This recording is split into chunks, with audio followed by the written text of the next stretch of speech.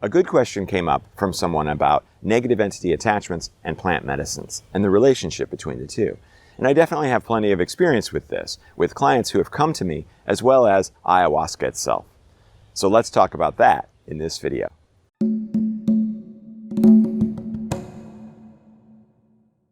First of all, the reason that you'll have a negative entity attachment is because, one, you're highly connected to the spirit world, and two, it's important for you to have a negative entity attachment thanks to some sort of historical experience that you've had, a childhood trauma, certain types of blockages, and that sort of thing.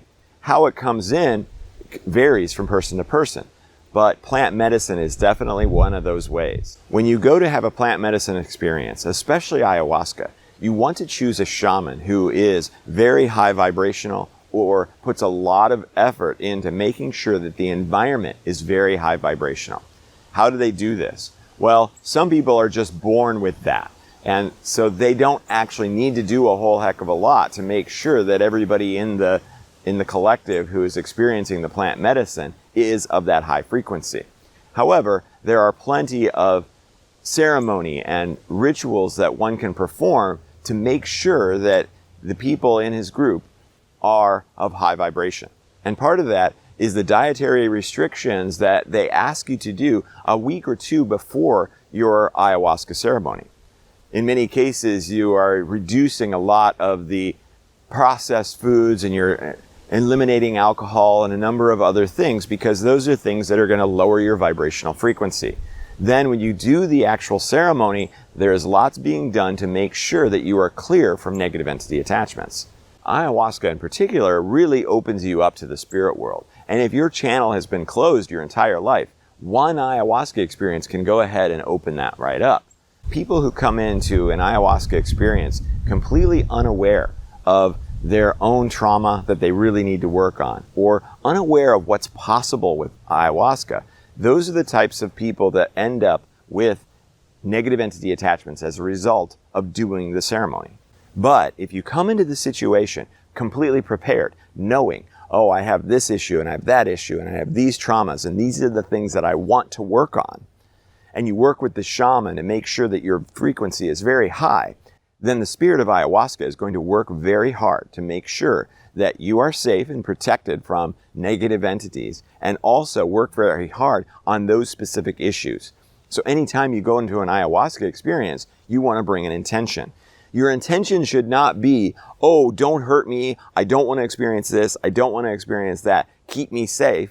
No, you want to go into an ayahuasca experience knowing that the spirit of ayahuasca is there to help you, to help heal you. And she knows better than anyone on what the best process is for doing that. So you need to be open to whatever that process might be. So your intention when you come in is specifically to say, hey, I want to resolve this trauma, or I want to solve this problem that I'm experiencing right now, rather than just hope for a good experience. What we see over and over again is that people who try to steer their experience, they are in fear. And when you go into an ayahuasca experience with fear, then you probably are going to have a rougher time of it because the spirit of ayahuasca is going to see that as the main issue that needs to be resolved. And what's the best way to help someone overcome their fear? Is to show them that they can actually handle it. And they'll present you with the circumstances that best represent your fear so that you can say, oh, well, I don't have to be afraid of this anymore. But that experience can be scary because you've gone in hoping that you won't have any fear, and that will be the area that the spirit of ayahuasca will address. So instead, going in and knowing, hey, she's got my back, she's going to make sure that I'm okay. While it is possible to get a negative entity attachment from mushrooms and peyote and other plant medicines, it's not nearly as common. So much so that I don't believe I've had anybody come to me yet from those experiences saying that they have a negative entity attachment as a result. It's always been, for me so far, ayahuasca. Now, I don't want you to be afraid to do ayahuasca because it's one of the most powerful healing journeys that you can ever have. But you just want to go in with the right mindset, and you want to pick a shaman who's very high vibrational, and it's going to make sure that you're protected from negative entity attachments coming through because your channel is going to be wide open during that experience. And In my particular experience, when I did ayahuasca, it completely opened my channel and I began speaking to the Hathors, which is an extra-dimensional collective, extremely high vibrational, that helps me do the healing work that I do now. So I can credit ayahuasca to the acceleration of my journey. So I hope that answers your questions about negative entity attachments and plant medicines. I hope that in the end of this, you're not now afraid to do them because, again, it isn't that common. However, I hope that you have the right mindset before you do it, that you are there to heal yourself and that you are open to the process rather than being closed off. I believe that that is going to be the case, most likely, where you're going to have a negative entity experience.